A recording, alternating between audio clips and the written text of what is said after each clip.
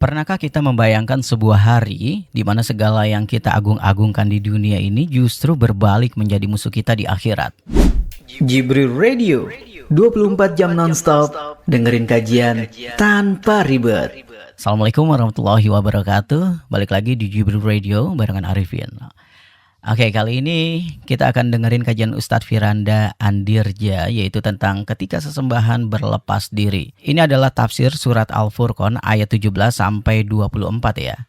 Ayat-ayat ini menyingkap tabir dialog mengerikan di hari kiamat saat Allah mengumpulkan para penyembah dan sesembahan mereka, mulai dari manusia yang menganggap Nabi sebagai Tuhan, penyembah malaikat, hingga penyembah jin. Pokoknya dengerin sampai selesai ya.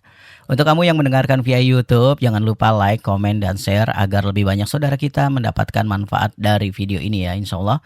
Subscribe juga untuk mendapatkan video terbaru dan aktifkan lonceng notifikasi agar tidak ketinggalan. Kunjungi juga jibrilradio.com. Hari di mana ketika Allah mengumpulkan mereka, yaitu pada hari kiamat, Allah kumpulkan mereka beserta apa yang mereka sembah selain Allah, yaitu para penyembah dan sesembahan-sembahan dikumpulkan. Fayaqulu, lalu Allah berkata kepada yang disembah, A antum adlaltum ibadi haula'i am hum dhallus sabil? Apakah kalian telah menyesatkan hamba-hambaku itu ataukah mereka sendiri yang sesat dari jalan yang benar? Kemudian qalu, sesembahan-sembahan berkata, qalu subhanaka ma kana yanbaghi lana an nattakhidha min dunika min awliya. Kata mereka, Maha suci Engkau ya Allah, tidaklah patut bagi kami untuk mengambil sesembahan-sembahan atau para pelindung selain Engkau. Walakin matta'tahum wa aba'ahum, tapi Engkau telah memberikan mereka dan bapa-bapa mereka kenikmatan hidup, kekayaan, kesenangan, hatta nasu dzikra, sampai mereka meninggalkan Al-Quran. Wa kanu qauman bura, dan mereka adalah kaum yang binasa. Ini salah satu kondisi yang mengenaskan yang dialami oleh para musyrikin yang Allah ceritakan pada hari kiamat kelak. Ini salah satu siksaan batin selain siksaan fisik. Di antara siksaan batin yang Allah berikan kepada kaum musyrikin bahwasanya mereka akan dikumpulkan bersama sesembahan-sembahan. Kemudian sembahan-sembahan tersebut ditanya oleh Allah dan ternyata sembahan-sembahan tersebut berlepas diri. Dan ini datang dalam Al-Quran banyak, bahwasanya mereka menyembah sembahan bermacam-macam. Di sini Allah mengatakan, wa yauma yahsyuruhum wa ma ya'buduna min dunillah, dan hari di mana kami mengumpulkan mereka dan yang mereka sembah selain Allah. Di sini ma adalah ma'al mausulah dan memberikan faedah keumuman, yaitu semua yang disembah selain Allah akan dihadirkan bersama para penyembahnya. Siapa yang mereka sembah atau sembahan-sembahan selain Allah apa aja? Ada yang menyembah Nabi Isa, ada yang menyembah Uzair, ada yang menyembah malaikat, ada yang menyembah jin, ya, ada yang menyembah berhala, ya, ada yang menyembah orang soleh. Semua sembahan-sembahan tersebut akan dihadirkan. Kemudian Allah tanya kepada para sembahan tersebut, apakah mereka ini menyembah kalian yang suruh? Ya. Akhirnya sembahan-sembahan tersebut berlepas diri dari para penyembahnya. Dan ini tentu perkara yang sangat menyakitkan.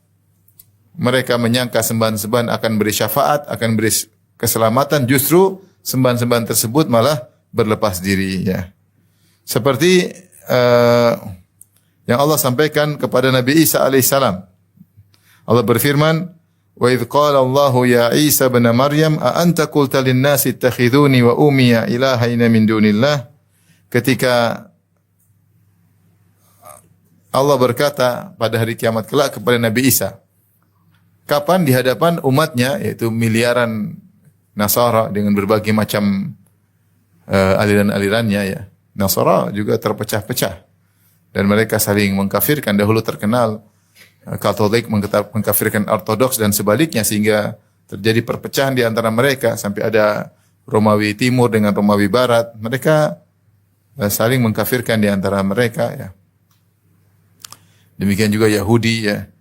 Ini kalau Nabi Isa alaihissalam, ya, dihadirkan di hadapan kaum Nasara, ya. Kaum Nasara sama kaum Islam lebih banyak mana? Nasara lebih banyak. Subhanallah. Lebih banyak.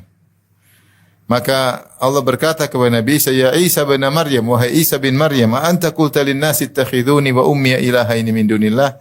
Apakah engkau pernah berkata kepada manusia, jadikanlah aku dan ibuku dua Tuhan selain Allah, sesembahan selain Allah? Qala subhanaka ma yakunu li an aqula ma laysa li bihaq.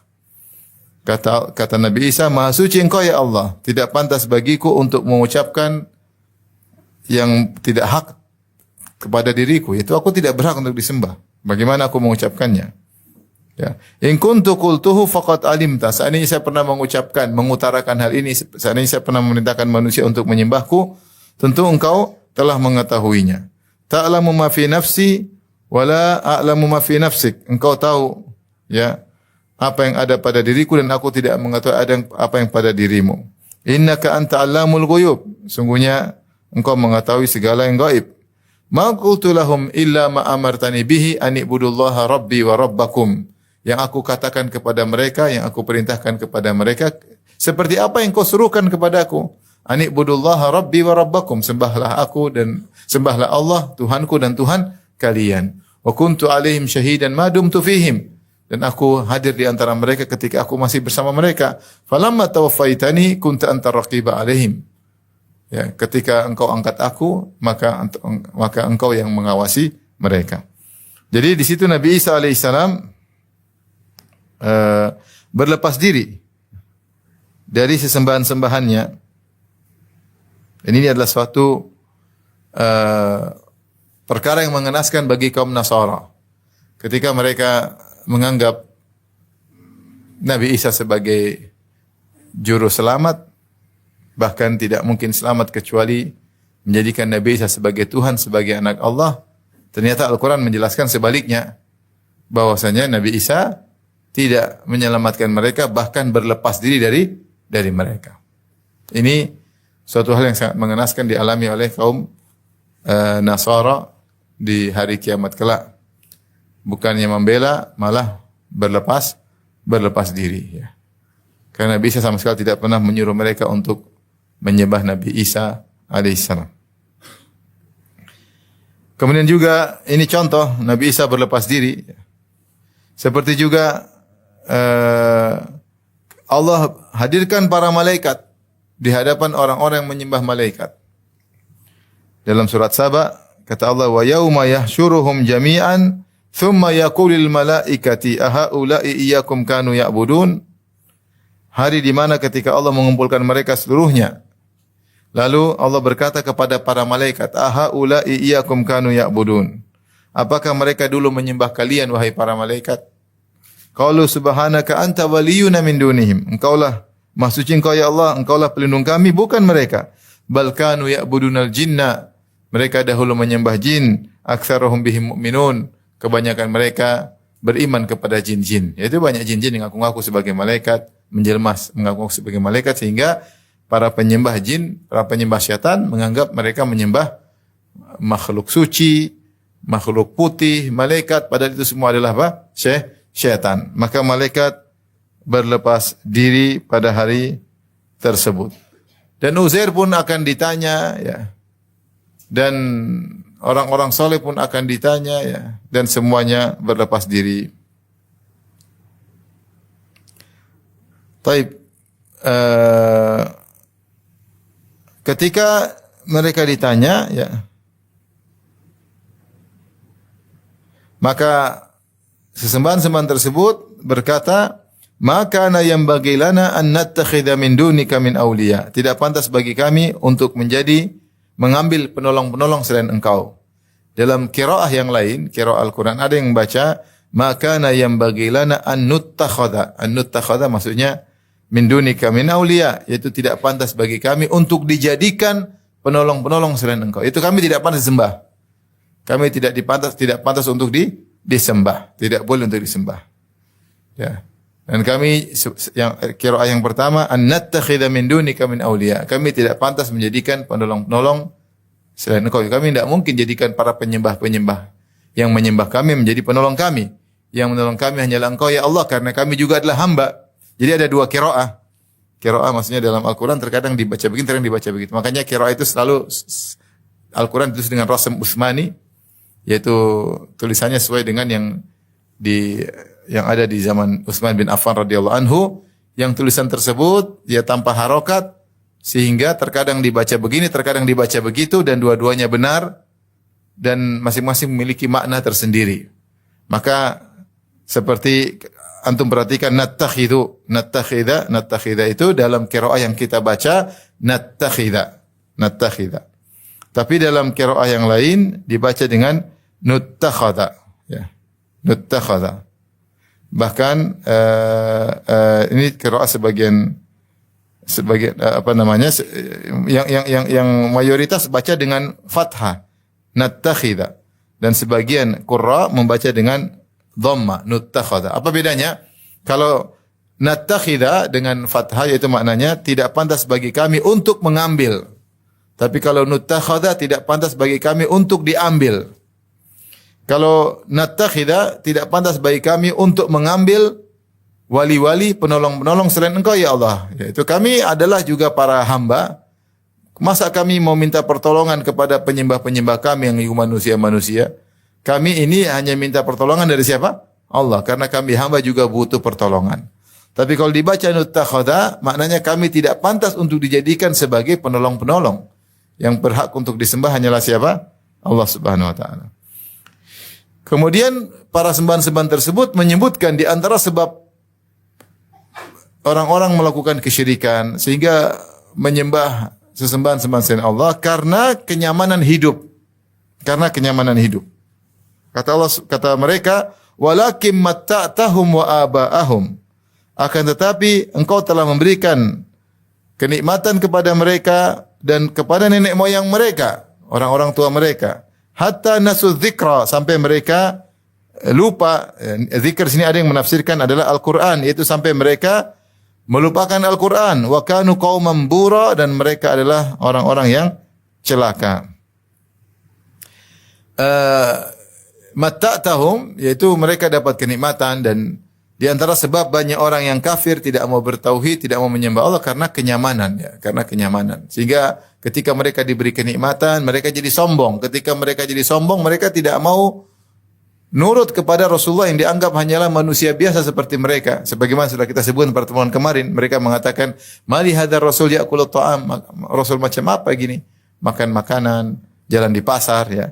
Sehingga kenyamanan ini menjadikan mereka angkuh, dan mereka akhirnya tidak mau beribadah kepada Allah Subhanahu wa taala, tidak mau bertauhid, dan justru mereka melakukan kesyirikan. Di sini nasu dzikra, nasya dari kata nasya bahasa Arab bisa dua makna, bisa artinya lupa, bisa artinya meninggalkan. Bisa artinya meninggalkan. Seperti dalam ayat ini maksudnya adalah meninggalkan. Hatta nasu dzikra, sampai mereka meninggalkan az-zikr. Az-zikr maksudnya Al-Quran. Inna nahnu nazzalna az-zikra. Itu kalau untuk orang-orang Quraisy, orang-orang musyrikin Arab, mereka dibuat nyaman, dibuat kaya sampai mereka meninggalkan Al-Quran. Ya. Adapun umat-umat sebelumnya tentu terkait dengan peringatan-peringatan yang diberikan oleh nabi-nabi mereka sebelumnya. Ya. Sehingga mereka meninggalkan Al-Quran. Karena sibuk dengan dunia, dengan kekayaan. Ini seperti firman Allah Subhanahu wa taala terkait dengan wa taj'aluna rizqakum annakum tukadzibun. Ya, dalam sebagian ayat Allah mengatakan wa taj'aluna rizqakum annakum tukadzibun. Kalian dikasih rezeki oleh Allah, justru rezeki tersebut dijadikan dalih untuk mendustakan Allah Subhanahu wa taala. Bukannya untuk bersyukur, tapi malah untuk melupakan Allah, meninggalkan Al-Quran. Maka ini peringatan bagi sebagian kita yang mungkin diberikan kenikmatan yang banyak, harusnya digunakan untuk ingat Allah, untuk menjalankan Al-Quran, bukan untuk meninggalkan Al-Quran. Tapi betapa sering sebagian kita ketika diberi kenikmatan justru lupa kepada Allah dan justru meninggalkan Allah atau meninggalkan Al-Quran. Dan ini telah berlalu juga bukan kepada mereka saja, tapi juga kepada nenek moyang mereka. yang juga membangkang dan berpaling dari peringatan Allah Subhanahu wa taala. Wa kanu qauman bura. Kanu qauman bura, dan mereka adalah kaum yang celaka. Bura adalah jamak dari ba'ira. Ba'ira maksudnya halik yaitu mereka adalah kaum yang binasa karena kesyirikan yang mereka lakukan. Maka ini terjadi di hari kiamat. Allah menyuruh yang disembah berbicara, kemudian Allah menimpali berkata kepada para penyembah. Setelah itu Allah berkata kepada para penyembah pada ayat ke-19. Kata Allah, faqad kadzdzabukum bima taqulun. Lihatlah mereka yang disembah, para sembahan-sembahan telah mendustakan kalian atas apa yang kalian lakukan, yang kalian katakan. Fama tastati'una sarfan wala nasra, maka kalian tidak bisa memalingkan azab dari kalian. Wala nasra, dan kalian tidak bisa menolong diri kalian. Wa may yadhlim minkum nudhikuhu adzaban kabira. Siapa yang berbuat zalim di antara kalian, niscaya kami rasakan kepadanya azab yang besar. Artinya kalian tidak bisa cari alasan.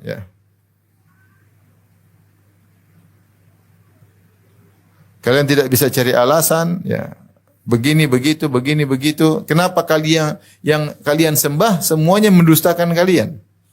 Sehingga alasan kalian semua terbantahkan. Dengan demikian kalian tidak bisa menghindarkan diri dari azab. Tastati'una sarfan, fama tastati'una sarfan, itu kalian tidak bisa berpaling dari azab. Azab akan menimpa kalian. Wala nasran, dan kalian tidak bisa menolong diri kalian. Maka inilah dialog yang terjadi antara penyembah dan disembah. Kemudian Allah menimpali, Allah mengatakan hujah kalian kalah wahai para penyembah. Karena mereka berhujah, mereka cari alasan.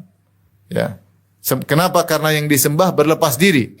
Bosnya mereka sama sekali tidak pernah menyuruh kalian untuk menyembah mereka. Makanya Allah mengatakan faqad kadzdzabukum. Para sesembahan telah mendustakan para penyembah. Ujungnya apa? Kalian tidak bisa lolos dari azab dan kalian tidak bisa selamat. Setelah itu Allah berfirman, "Wa may yadhlim minkum nudzikuhu adzaban kabira." Siapa yang berbuat zalim di antara kalian, kami akan membuatnya merasakan azab yang besar. Sebenarnya mengatakan bahwasanya ini ayat kemudian umum. Jadi Allah turunkan ayat ini, yaitu surat Al-Furqan, surat Makkiyah. Setelah Allah cerita apa yang terjadi pada hari kiamat kelak, maka Allah bikin kaidah umum. Siapa yang berbuat zalim akan merasakan seperti mereka diadab dengan adab yang pedih. Zalim sini maksudnya apa sih? Syirik. Berbuat kesyirikan, nudzikuhu adzaban kabira, kami akan buat dia merasakan adab yang besar. Seperti firman Allah, inna syirka la zulmun azim. Sungguhnya syirik adalah kezaliman yang besar. Dan keadilan yang paling adil adalah bertauhid, mentauhidkan Allah Subhanahu wa taala. Karena zulm adalah wad'u syai' fi ghairi mahallihi. Zalim secara bahasa Arab artinya meletakkan suatu tidak pada tempatnya. Kalau kau mau adil, harusnya yang kau sembah hanyalah Allah. Karena Allah yang menciptakan engkau, memberi rezeki kepadamu, yang mengaturmu, yang menguasai alam semesta, yang mengatur alam semesta, yang menyediakan bumi bagimu, menyediakan oksigen bagimu, yang menyediakan rezeki bagimu. Ternyata kau menyembah selain Allah, maka kau telah meletakkan sesuatu yang tidak pada tempatnya, sangat tidak tepat pada tempatnya, yaitu kau juga menyembah selain Allah. Maka orang yang paling zalim adalah musyrik. Maka kata Allah, wa may yadhlim, siapa yang berbuat kesyirikan di antara kalian, nudzikuhu adzaban kabira, kami akan buat dia merasakan azab yang besar. Taib. Setelah itu Allah Subhanahu wa taala menjelaskan tentang nabi-nabi sebelum Nabi Muhammad sallallahu alaihi wasallam, yaitu ketika mereka orang musyrikin Arab mengingkari nabi dengan mengatakan mali hadzal rasul ya'kulu at-ta'ama wa yamshi fil aswaq, sebagaimana ayat sebelumnya. Rasul macam apa ini kok makan makanan dan kemudian jalan di pasar, ya. Karena mereka maunya rasul dari kalangan malaikat. Mereka ingin rasul sakti, terang keluar cahaya dari tubuhnya, kemudian emas di tangannya, kemudian terbang. Mereka maunya rasul seperti itu, ya. Mereka tidak mau rasul seperti manusia.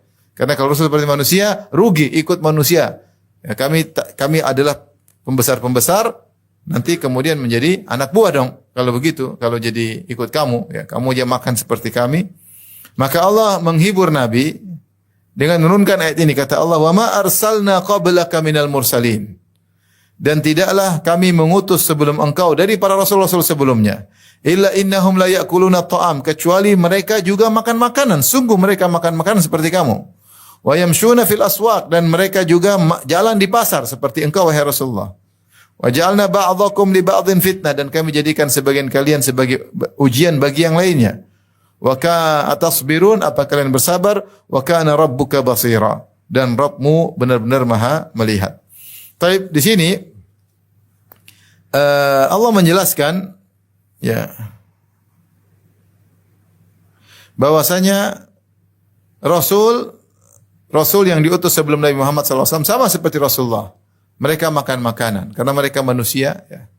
Dan Allah memang menyengaja untuk memilih para Rasul dari kalangan manusia sebagai rahmat bagi manusia agar bisa mencontohi Rasul tersebut dalam kehidupan keseharian.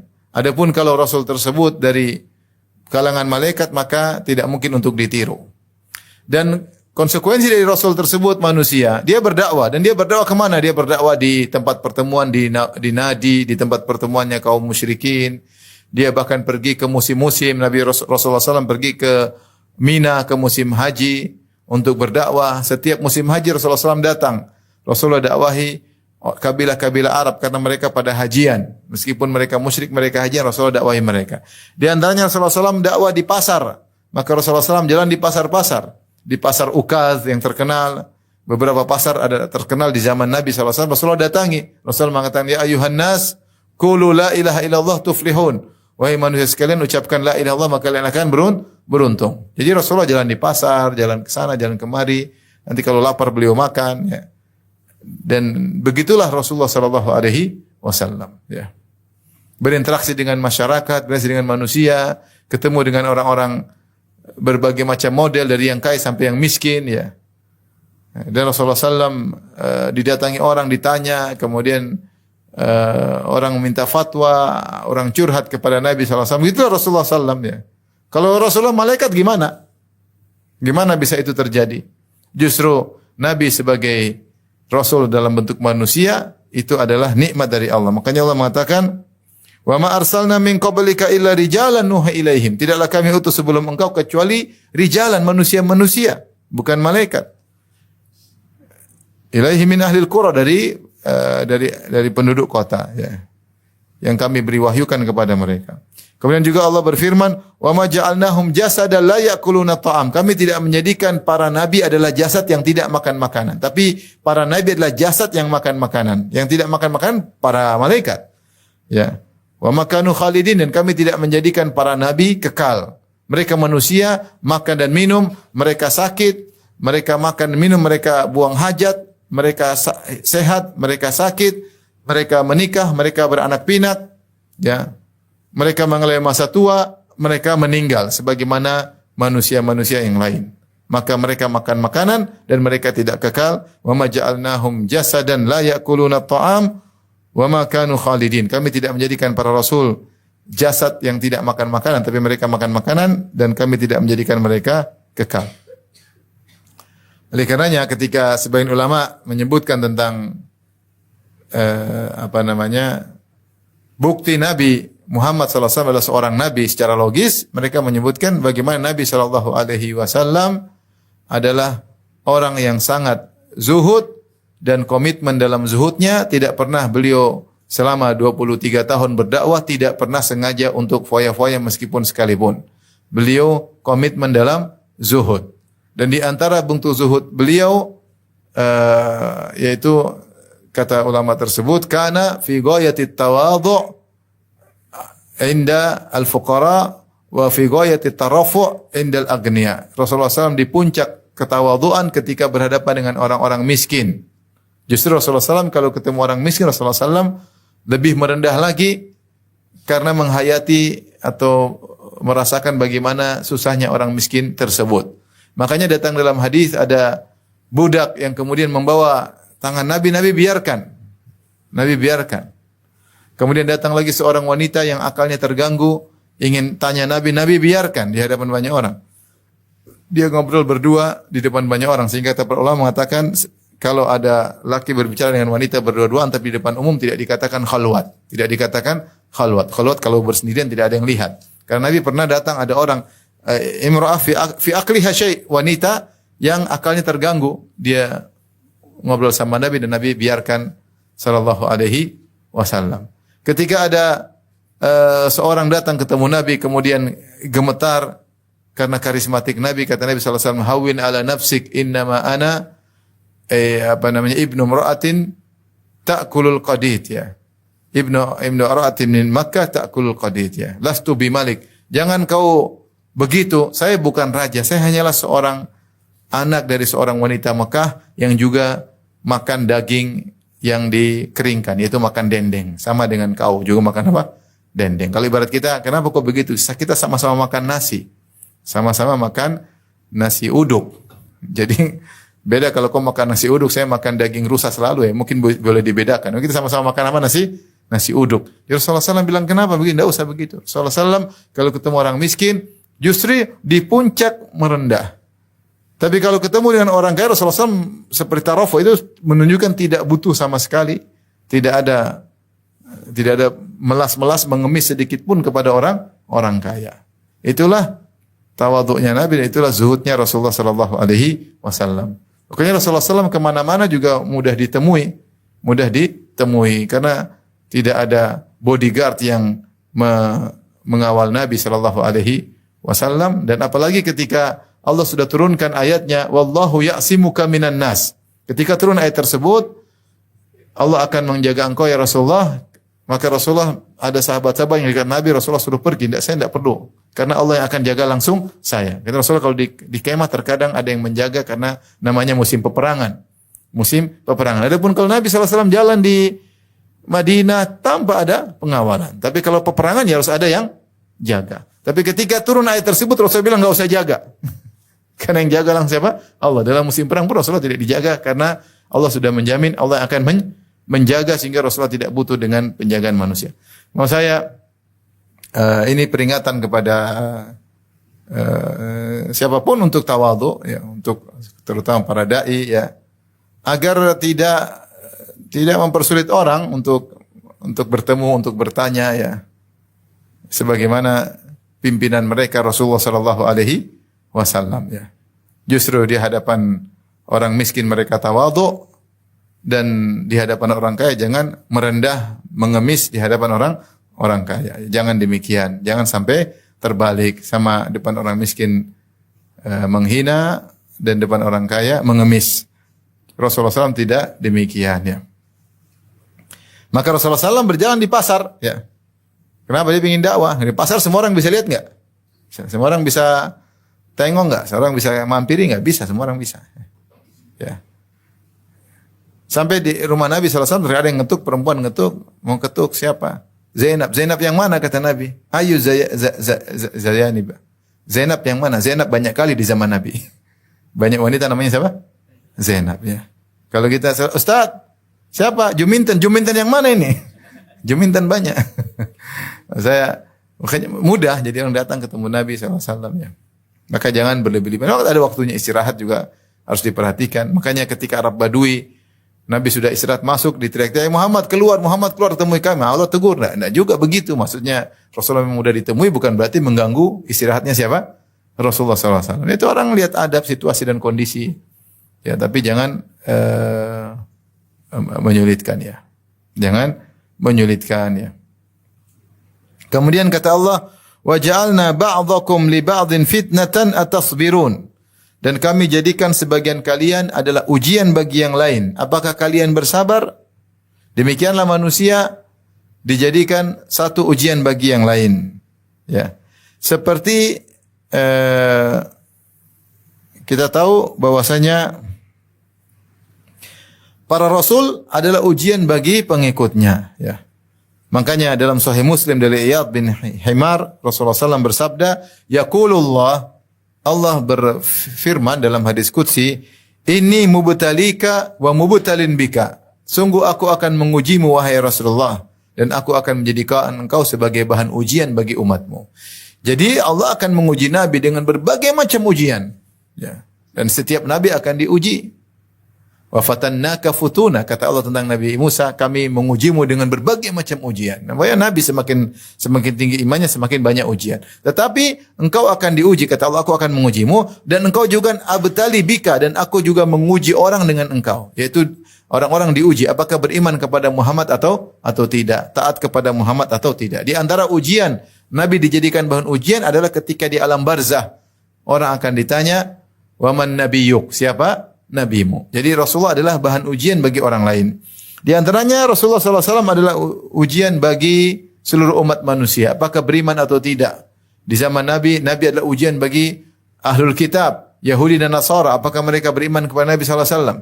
Nabi adalah ujian bagi orang-orang Quraisy yang kaya-kaya. Ya, apakah mereka mau menghilangkan ego mereka untuk beriman kepada Nabi SAW? Ini ujian. Nabi jadi ujian bagi mereka. Dan Nabi akan menjadi ujian sampai hari kiamat. Apakah orang beriman dengan sosok Nabi yang luar biasa, yang sempurna? Mereka beriman atau tidak? Akan jadi bahan ujian. Dan orang akan ditanya, man nabiyyuk? Siapa nabimu? Jadi Nabi diuji oleh Allah dengan berbagai macam ujian. Dan Allah juga menjadikan Nabi sebagai bahan ujian. Demikian juga orang-orang kaya dijadikan ujian bagi orang-orang miskin. Orang miskin ketika orang kaya teruji. Apakah mereka sabar atau tidak? Mereka hasad atau tidak? Melihat sebagian orang kaya raya. Melihat sebagian orang kaya raya. Makanya saya bacakan tafsir Sa'di tentang ayat ini. Ya.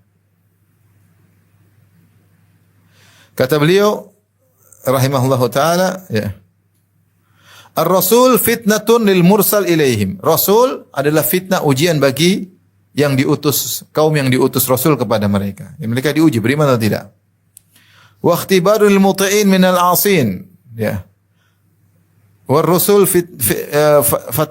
fitnahum atau fatannahum bida'watil khalq. Kemudian wal ghani fitnatun lil faqir. Orang kaya adalah fitnah bagi miskin. Si miskin sabar enggak kalau lihat orang kaya? Hasad atau tidak? Ujian, ya. Karena tidak semua orang sederajat. Ada yang kaya, ada yang miskin. Nah, kalau kebetulan sebagian kita ditakdirkan miskin, maka ujian kita adalah orang kaya. Maka apalagi main sama orang kaya. Diuji. Apalagi orang kayanya pelit, semakin ujian semakin besar. Tidak peka dan tidak ada perasaan. Sebaliknya, wal fakir fitnatun lil ghani. Orang miskin adalah fitnah bagi sang kaya. Kenapa? Sang kaya itu sombong atau tidak? Memperhatikan atau tidak? Cuek atau tidak? Merendahkan atau tidak? Apakah menginfakkan sebagian hartanya kepada si miskin atau tidak? Maka si miskin adalah fitnah bagi si kaya. Wa hakadha sairu asnafil khalq fi hadhihi daril fitani wal ibtila wal ikhtibar. Dan demikianlah berbagai macam model manusia, mereka saling fitnah satu dengan yang lainnya karena kita semua hidup di negeri fitnah. Karena kita diciptakan di bumi untuk difitnah. Tetangga fitnah bagi tetangga yang lainnya. Fitnah ujian.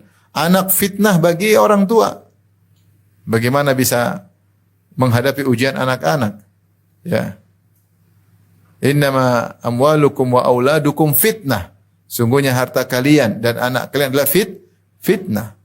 Apa kita bisa mendidik anak dengan baik ataukah tidak? Kita cuekin atau kita terlalu sayang sehingga kita membiarkan dia apa yang dia mau akhirnya menjadi anak nakal. Ternyata kita tidak lulus dalam fitnah anak-anak. Istri fitnah bagi suami, suami adalah fitnah bagi istri. Sebagian kita adalah fitnah bagi yang lain. Demikian juga di zaman Nabi SAW. Orang-orang kaya terfitnah dengan orang miskin di zaman Nabi. Karena banyak dari mereka yang masuk Islam adalah orang miskin. Maka orang kaya tidak mau, kata mereka, ngapain kita masuk Islam? Karena mereka sudah kedahuluan Salman Al-Farisi yang miskin, sudah kedahuluan Bilal, sudah kedahuluan Suhaib Ar-Rumi. Wah, kalau kita masuk Islam, kita bakalan sederajat sama orang-orang miskin. Bakalan satu pengajian dong. Masa pengajian sama orang-orang miskin, kita ingin punya level yang tinggi. Maka mereka di antara tidak mau menjadikan mereka beriman, karena mereka tidak mau disejajarkan dengan orang miskin. Tidak mau. Sampai di antara mereka punya ide, ya Muhammad tinggalkan dulu orang miskin, dakwahi kami dulu. Dan itu sempat membuat ide tersebut sempat masuk ke dalam hati Nabi sallallahu alaihi wasallam. Ya, ide tersebut. Maka Allah turunkan ayat dalam surat Al-Kahfi, wasbir nafsaka ma'al ladzina yad'una rabbahum bil ghadati wal 'ashyi yuriduna wajhah. Wa la ta'du 'ainaka anhum turidu zinatal hayatid dunya. Wa la tuti' man aghfalna qalbahu an dzikri. Maka di situ Allah Subhanahu wa taala sebutkan di antara sebab adanya turun ayat tersebut karena ketika itu ada orang-orang kafir yang kasih ide, ya. Orang-orang kafir yang kasih ide mengatakan, Muhammad tinggalkan dulu orang-orang miskin, dakwahi kami dulu. Jadi orang kaya tidak mau disejajarkan dengan orang miskin. Maka Nabi sempat terbetik karena itu ide bagus. Ya, karena kalau orang kaya dulu didakwahi, nanti kalau orang kaya sudah masuk Islam kan gampang. Maka Nabi sempat terbetik dalam hatinya, maka Allah turunkan ayatnya, wasbir nafsaka, sabarkanlah dirimu bersama orang-orang miskin. Wala ta'du ainaka anhum turidu zinatal hayatid dunya. Jangan kau matamu sampai melihat mereka, enggak usah. Sabarkan dirimu dengan orang-orang miskin, ya. Maka orang miskin adalah fitnah bagi orang kaya di zaman tersebut. Orang kaya tidak mau beriman kepada Nabi karena mereka tidak mau disejajarkan dengan orang miskin. Tidak mau disejajarkan dengan orang miskin. Maka kalau antum kebetulan diberi rezeki yang banyak, antum mengaji sama siapa saja. Jangan bilang saya mau ngaji cuma orang kaya doang. Saya enggak mau bermajelis sama orang miskin. Itu enggak benar seperti itu. Enggak boleh. Ya. Itu kesombongan yang pernah dirasakan oleh orang-orang musyrikin zaman itu, sehingga mereka tidak masuk Islam karena tidak mau selevel dengan Bilal, dengan Suhaib Ar-Rumi, dengan Salman Al-Farisi yang miskin-miskin. Dan disebut oleh para ulama fitnah, sehingga mereka tidak mau beriman. Ya. Makanya Allah Subhanahu wa taala selamatkan Nabi. Allah mengatakan sabarlah, enggak usah dengar ide-ide mereka, ya, ide-ide mereka. Dan Allah mengatakan walaula an thabbatnaka laqad kitta tarkanu ilaihim syai'an qalila. Kalau bukan kami pernah mengkokohkan engkau, tentu kau akan condong kepada mereka sedikit demi sedikit. Karena orang musyrikin juga kasih syubhat.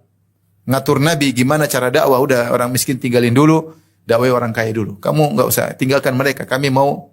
Dan itu ide-ide yang sudah disampaikan kepada nabi-nabi sebelumnya, seperti yang disampaikan kepada Nabi Nuh alaihissalam untuk meninggalkan orang-orang miskin. Untuk meninggalkan orang-orang miskin, mereka ingin didakwai khusus untuk orang-orang kaya. Ya.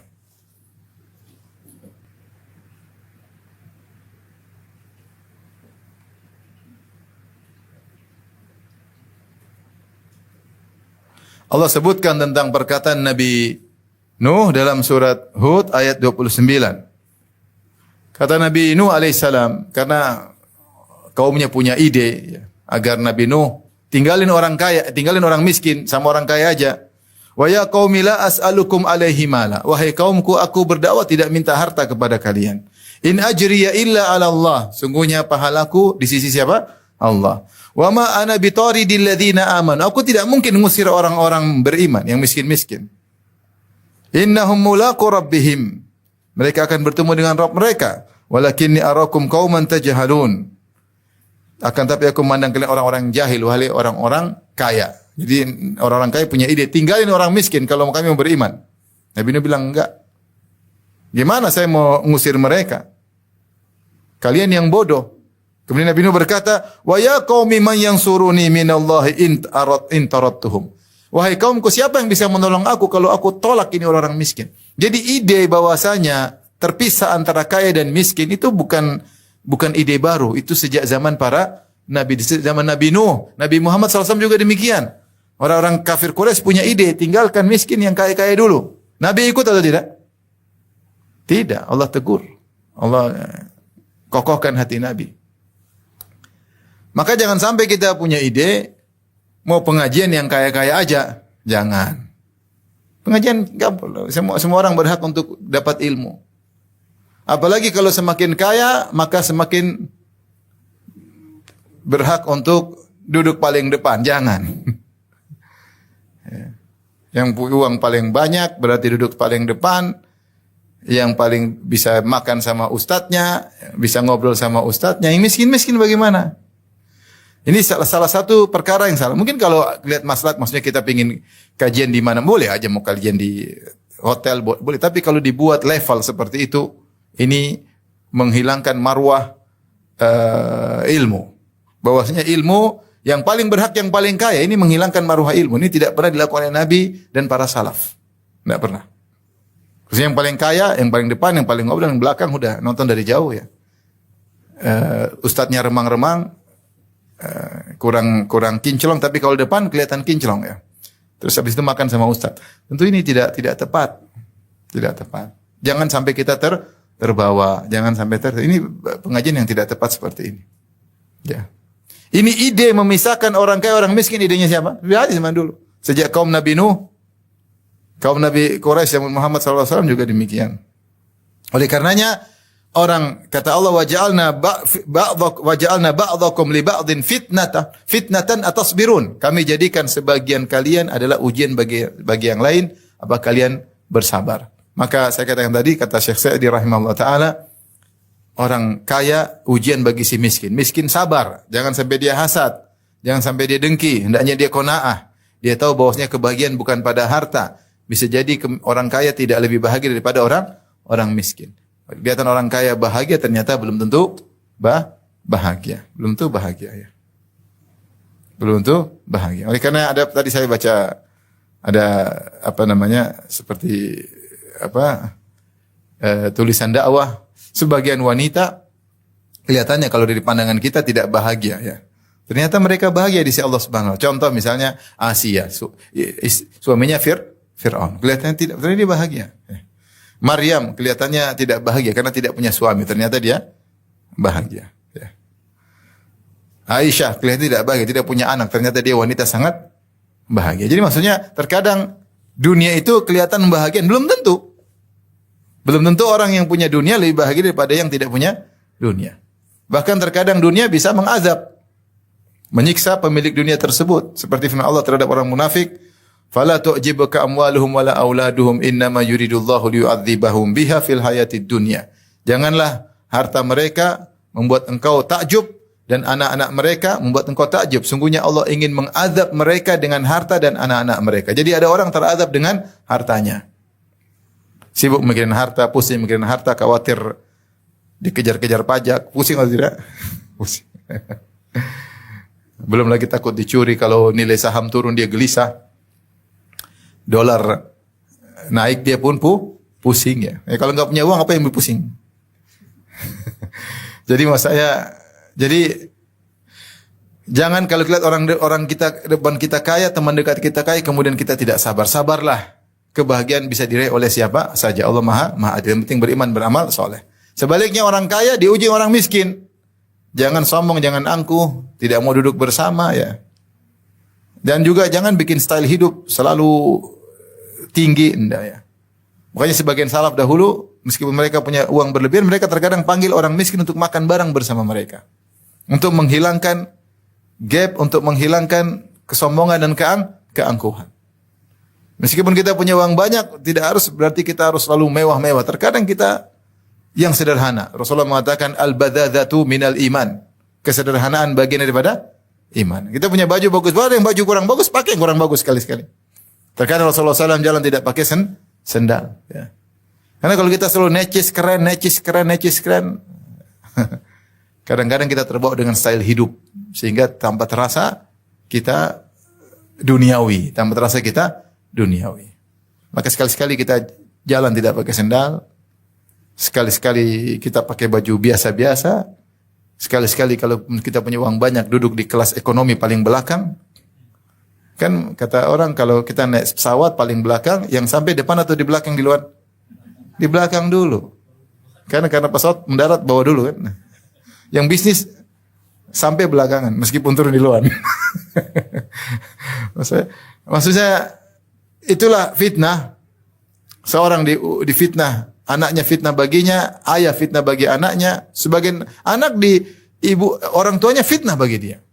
Orang tuanya begini, nuntut, tidak pernah berhenti. Orang tuanya tidak pengertian, orang tua menghina dia sudah memberikan apa yang dia mampu, masih dihina karena pemberiannya kurang. Ada orang tua fitnah bagi anak, ada anak fitnah bagi orang tua. Ada guru fitnah bagi murid, ada murid fitnah bagi guru. Wa ja'alna ba'dakum li ba'dhin fitnatan atasbirun. Apakah kalian bersabar? Wa kana rabbuka basira, dan Allah Maha melihat. Yaitu dalam kesabaran kalian yakinlah Allah Maha melihat, sehingga argo pahala jalan terus. Karena Allah Subhanahu wa taala melihat kita. Kita diuji, kita sabar, kita dapat pahala.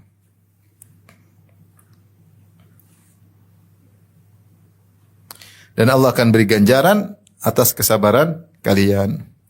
Tapi kita lanjutkan ayat berikutnya. Ayat ke-21 surat Al-Furqan, wa qala alladhina la yarjuna liqa'ana laula unzila alaina al-malaikatu aw nara rabbana. Berkata orang-orang yang tidak berharap pertemuan dengan kami, yaitu yang tidak percaya dengan hari kiamat dan bahkan tidak mau untuk bertemu dengan hari kiamat. Laula unzila alainal malaika, seandainya diturunkan kepada kami malaikat, jangan manusia seperti Muhammad. Au nara rabbana, atau kami langsung lihat Allah. Laqad istakbaru fi anfusihim, dan sungguh mereka telah sombong dengan sesombong-sombongnya dalam diri mereka, wa atau utuwan kabira, dan mereka telah melakukan perbuatan yang sangat melampaui batas. Tapi di sini Allah mengatakan wa qala alladziina la yarjuna, ada yang mengatakan makna secara bahasa, dan berkata orang-orang yang tidak berharap pertemuan dengan kami, itu tidak pingin adanya hisab, tidak pingin adanya hari kebangkitan. Dalam ayat yang innahum kanu la yarjuna hisaba, sungguhnya mereka tidak berharap untuk dihisab. Ini saya selalu sampaikan, ini peringatan bahwasanya di antara sebab orang-orang musyrikin tidak mau dihisab, ya, tidak mau ada hari kiamat, dan mereka tidak beriman hari kiamat karena mereka tidak mau dihisab, karena mereka tahu mereka kurang ajar, karena mereka tenggelam dalam kemaksiatan, mereka berzina, mereka minum khamar, mereka berjudi, mereka bunuh sana bunuh sini, mereka berbuat kezaliman, apalagi yang orang kaya maka sombong. Mereka tahu kalau mereka dihisab akan kesulitan, mereka akan terhalangi dari melakukan banyak perbuatan kesenangan yang mereka lakukan. Nanti kalau kita sedikit dihisab, makanya mereka enggak percaya dengan hisab. Ya. Saya sering sampaikan juga, ini sebab kenapa muncul ateis. Sebagian ateis, orang ateis tidak mau beriman adanya Tuhan supaya mereka ketika bermaksiat mereka lega. Tapi kalau mereka masih percaya ada Tuhan, maksiat, aduh nanti gimana? Ada Tuhan yang lihat. Supaya ketika maksiat hati plong, ya sudah, bilang aja Tuhan tidak ada. Sama ketika mereka supaya hati plong ketika melakukan kemaksiatan, kemungkaran, sudah jangan bilang ada hari kebangkitan. Kalau kita bilang ada hari kebangkitan, gelisah. Maka mereka tidak berharap bertemu dengan Allah. Dan mereka menantang kepada Rasulullah, kata mereka, laula unzila alainal malaikah. Coba kalau memang ada hari kiamat, turunkan kepada kami malaikat, ya. Kata mereka, maksudnya jangan seorang rasul dari manusia, tetapi rasul tersebut adalah dari kalangan malaikat, ya. Atau rasul tersebut sebagaimana ayat yang sebelumnya, ada malaikat datang dan malaikat bilang, wahai kaum Quraisy, benar Muhammad ini utusan Allah. Kita pingin ada malaikat yang datang kasih tahu. Sehingga kami percaya Muhammad itu ada, dan Muhammad adalah utusan Allah, dan kami percaya adanya hari kiamat. Ya. Jadi ini dua tafsiran. Laula unzila alainal malaikah, seandainya diturunkan kami kepada malaikat. Tafsiran pertama kata Ibnu Katsir, yaitu malaikat tersebut sebagai rasul. Kami tidak mau rasul dari kalangan manusia, karena kalau Muhammad rasul, kami jadi pengikut Muhammad. Oh enggak lah. Apalagi orang Quraisy gengsi, mereka saling bersaing dalam masalah nasab, dan mereka hobi bersaing dalam masalah nasab, mencela nasab yang lain. Lah, kalau saya Abu Jahal kata Abu Jahal dari mana? Dari Bani Makhzum. Kalau Abu Jahal beriman kepada Muhammad, berarti Bani Makhzum tunduk kepada Bani Hashim. Oh enggak. Kalau gitu jangan manusia dong, malaikat. Kalau malaikat sudahlah, memang kita levelnya beda. Ini tafsiran pertama. Turunkan kepada kami rasul dari kalangan apa? Malaikat. Tafsiran kedua kata Ibnu Katsir, maksudnya turunkan malaikat yang menjadi saksi mengatakan benar Muhammad utusan Allah. Kalau ada malaikat seperti itu kami beriman. Atau lebih daripada itu, au nara rabbana. Datangkan Allah, kami lihat, kami pingin nanya langsung. Kalau Allah bilang ini Muhammad utusanku, kami beriman. Tentu semua permintaan ini tidak akan dipenuhi oleh Allah Subhanahu wa taala. Karena memang kita di dunia ini diuji. Kalau malaikat datang sudah enggak ada ujian, semua orang beriman. Dan di antara ciri orang beriman alladzina yu'minuna bil ghaib, yang beriman kepada yang gaib. Kalau Allah datang selesai urusan. Berarti enggak ada namanya uji. Allah ciptakan kita untuk diuji. Allah ciptakan dunia ini untuk apa? Diuji. Kalau Allah datang, malaikat datang, ujian hilang atau tidak? Hilang. Saya sering bilang, seandainya tahu-tahu ada bidadari dipajang di mall, cantik jelita, kemudian orang dibilang nanti kalau kamu sholat dapat bidadari kayak gini, kira-kira semua orang sholat enggak? Enggak ada yang bekerja di pasar, semua sholat. Abi lagi di mana? Lagi kajian. Abi lagi di mana? Lagi kajian. Abi lagi di mana? Kajian. Kenapa sudah tidak gaib lagi? Karena sudah diperlihatkan bidadari. Tapi kalau masih cerita masih gaib. Masih gaib. Nah, kalau semua sudah ditampakkan maka hilang fungsi kita diciptakan. Kita diciptakan untuk diuji, ya. Ya. Alladzi khalaqal mauta wal hayata liyabluwakum ayyukum ahsanu amala. Allah ciptakan hidup dan mati untuk menguji kalian. Maka kalau permintaan orang Quraisy, malaikat datang, lapor ini adalah Muhammad benar dari Allah, maka tidak ada ujian. Maka permintaan mereka tidak akan dipenuhi. Tapi Allah berkata, Allah berfirman setelah itu, laqad istakbaru fi anfusihim, sungguh mereka telah sombong sesombong-sombongnya. Allah tidak hanya mengatakan laqad istakbaru, mereka telah sombong, tapi Allah mengatakan fi anfusihim. Dalam diri mereka itu kesombongan benar-benar tamakkan, benar-benar kesombongan sudah merasuk dalam dada mereka. Sombongnya luar biasa. Apa sih yang kurang dari dalil Al-Quran? Rasulullah datangkan dalil. Bukti kenabian Muhammad sangat kuat, sangat banyak. Sudah kita jelaskan sebelumnya. Tapi karena kesombongan, keangkuhan itulah yang buat mereka tidak mau beriman kepada Rasulullah. Tadi enggak mau disejajarkan apalagi jadi anak buah Muhammad. Enggak. Wa atau utuwan kabira. Dan mereka telah melakukan kezaliman yang besar. Ya. Kita tahu namanya kesombongan asalnya di dada. Sombong di dada. Tapi ketika Rasulullah Allah mengatakan laqad istakbaru fi anfusihim, mereka telah sombong dalam diri mereka, ini penekanan bahwasanya sombong mereka luar biasa. Bukan mereka kadang sombong kadang enggak, mereka selalu sombong. Ada orang kadang sombong kadang enggak. Kadang sombong baru beli mobil baru sombong. Begitu mobilnya meledak enggak sombong. Itu namanya kadang sombong kadang enggak sombong. Tapi ada yang sombong terus. Ini mereka ini sombong terus. Jadi sombong itu dalam diri mereka.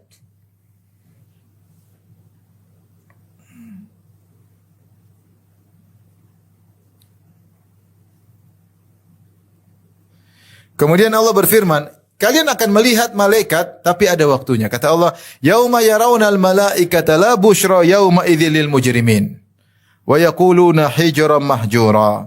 Hari di mana mereka akan melihat malaikat, maka ketika itu tidak ada kabar gembira bagi mereka. Jadi orang-orang kafir ini lihat malaikat, nanti kalau lihat malaikat pasti mereka binasa. Kata Ibnu Katsir rahimahullah, mereka melihat malaikat, pertama yang buat mereka binasa ketika mereka melihat malaikat maut. Ketika mereka melihat malaikat apa? Maut. Malaikat maut datang, malaikat keluar dari tubuh kalian, ditarik dengan kasar. Ya. Kata Allah, walau tara idh yatawaffal ladzina kafarul malaikatu yadribuna wujuhum adbarahum. Kalau engkau bisa lihat ketika datang malaikat mencabut nyawa mereka, menghantam mereka, mukul mereka, disuruh keluar enggak mau keluar. Ayo keluar ke neraka, enggak mau, ditarik. Cuma ini tidak kelihatan, ini gaib. Jadi kata Allah, kalian minta ingin malaikat, ada waktunya nanti. Lihat malaikat. Kapan? Ketika akan meninggal dunia. Maka datang malaikat mengerikan. Kata malaikat, akhriju anfusakum. Al-yawma tujzauna azabal huni bima kuntum takulun Allahi ghairal haq. Wa kuntum an ayatihi tastakbirun. Ayo keluarkan diri kalian. Kalian akan dibalas dengan azab yang menghinakan pada hari ini. Azab barzakh sebelum azab akhirat. Jadi, minta bertemu malaikat akan ada waktunya tapi dengan penuh kehinaan. Adapun orang yang beriman maka ketika ketemu malaikat mereka bahagia. Innal ladzina qalu rabbuna Allahu tsumma istaqamu tatanazzalu alaihimul malaikatu alla takhafu wa la tahzanu wa abshiru bil jannati allati kuntum tu'adun. Kalau mereka meninggal malaikat datang, tapi ini gaib. Yang hadir tidak bisa melihat, tapi yang mau mati melihat. Maka malaikat datang kasih kabar gembira, kau akan masuk surga. Maka dia akan bahagia, tidak ada ketakutan. Ya. Kata Allah, falaula idza balagatil hulqum wa antum hina idzin tanzurun wa nahnu aqrabu ilaihi minkum walakin la tubsirun. Ketika kalian datang orang yang mau sakaratul maut, ya. Kalian dekat tapi kami lebih dekat. namun kalian tidak bisa melihat. Itu malaikat maksudnya. Malaikat datang tapi orang tidak melihat. Taib. Demikian juga ketika hari kiamat kelak, orang-orang kafir ini akan melihat, tapi malaikat yang mengerikan, yang zabaniyah, yang menggeret mereka, yang mendorong mereka. Ya. Yauma yud'auna ila nari jahannam da'a. Hari di mana mereka didorong oleh malaikat menuju neraka. Mereka enggak mau disuruh neraka, enggak mau didorong keras. Digeret, tarik wajah mereka, lemparkan dalam neraka. Kalau ketemu malaikat ngeri. Apa malaikat neraka jahannam? Ya. Alaiha malaikatun ghiladun syidad. Di neraka jahannam malaikat yang keras-keras dan kasar-kasar. Ghilad, syidad. Ghilad itu omongannya kasar, tidak ada kata kasihan sama sekali. Syidad, keras. Sikapnya keras, ngomongannya kasar. Ya. Jadi dibentak-bentak, dihina-hina, direndahkan. Jadi mereka mengatakan kami ingin lihat malaikat, ada waktunya. Tapi kalau kalian melihat malaikat, la bushra yauma idzin. Tidak ada kesenangan, tidak ada gembira pada hari tersebut. Wa yaquluna hijran mahjura. Maka mereka berkata, hijrah mahjurah maksudnya batasi. Hijran maksudnya pembatas. Makanya hijr yang ada yang orang bilang hijr Ismail, sebenarnya bukan hijr Ismail, namanya cuma hijr.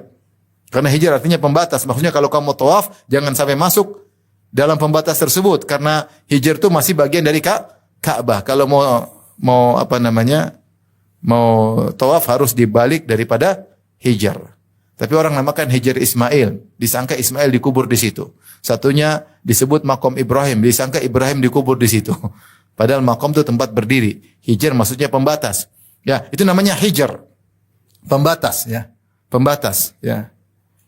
Dan di sini mereka berkata hijran mahjura, yaitu batas yang terbataskan. Ini ada dua pendapat di kalangan para tafsir yang mengatakan orang-orang tersebut kalau ketemu malaikat mereka bilang halangi kami dari malaikat karena malaikat akan menyiksa mereka. Halangi. Hijran mahjura maksudnya halangi kami dari malaikat karena malaikat ingin menyiksa mereka. Ini tafsiran pertama.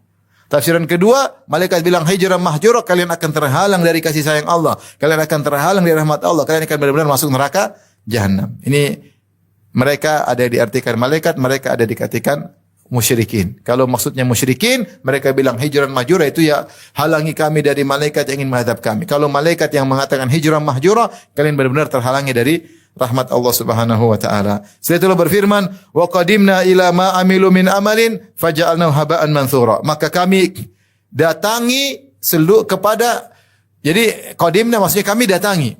Allah tidak mengatakan amatna ila atau amitna ila. Kalau amitna itu kami bertujuan. Qadimna itu lebih kuat daripada sekedar kami bertujuan. Itu kalau bahasa kita kami datangi. Jadi Allah benar-benar menyengaja menuju kepada amal perbuatan mereka. Artinya apa ini dalil bahwasanya orang-orang musyrikin amal perbuatannya diperlihatkan. Jangan orang musyrikin, orang-orang yang riya pun diperlihatkan. Rasulullah SAW bersabda, man yura'illahu bih wa man sama Allah bih. Siapa yang di dunia beramal soleh supaya terkenal, supaya disebut-sebut orang, atau dia nyebut-nyebut amal dia supaya dia sebut-sebut supaya dianggap oleh manusia. Siapa yang perlihatkan amalnya supaya dipuji-puji oleh manusia, pada hari kiamat kelak amalnya akan diperlihatkan. Salah satu tafsir disebut Ibnu Hajar. Amalnya diperlihatkan, setelah dia lihat, dia senang, tahu-tahu Allah hancurkan amalan tersebut. Ya. Sama seperti orang yang melakukan kezaliman, yang ghibah, yang namimah, yang bunuh orang, Allah datangkan pahala solatnya, Allah datangkan pahala zakatnya, dia lihat amalan tersebut, tahu-tahu Allah bagi-bagi kepada orang-orang yang dia zalimi. Nah, orang musyrikin juga, mereka ketika melakukan amal, mungkin mereka berbuat baik, Allah tampakkan amal-amal tersebut.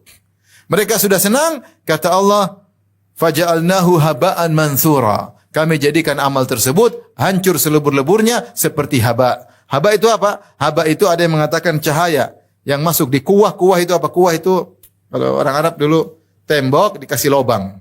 Itu namanya apa? Laci di tembok. Tapi dari tembok langsung tempat taruh barang-barang. Namanya apa? Kuah. Terkadang mereka taruh lampu di situ sehingga cahayanya terfokuskan. Itu namanya kuah. Nah, terkadang di kuah tersebut kemasukan cahaya materi, lihat partikel kecil itu yang lebih halus daripada debu, itu namanya haba. kemudian tersebar-sebar, tidak terfokus, tersebar. Maka kalau bahasa kita, Allah datang kepada amal-amal pahala mereka yang Allah tampakkan, lalu Allah hancurkan seperti debu yang berterbangan yang tidak ada nilainya, menunjukkan amalan mereka semuanya sia-sia. Kata Allah, "Wa ma mana'ahum an tuqbala minhum nafaqatuhum illa annahum kafaru billahi wa bi rasulih wa la ya'tuna salata illa wa hum kusala wa la yunfiquna illa wa hum karihun." Kata Allah Subhanahu wa taala, kami tidak menghalangi diterimanya amalan mereka kecuali karena mereka kafir kepada Allah dan Rasulnya. Maka sebenarnya amal mereka itu ada, tapi karena mereka syirik, maka Allah hancurkan pada hari kiamat. Kata Allah, ayat terakhir kita bahas, Ashabul jannati yawma idzin khairum mustaqarra wa ahsanu maqila.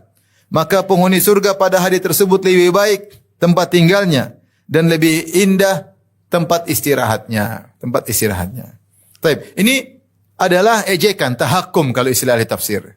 Karena dibilang penghuni surga lebih baik tempatnya, maksudnya daripada penghuni neraka. Padahal penghuni neraka tidak ada baiknya sama sekali.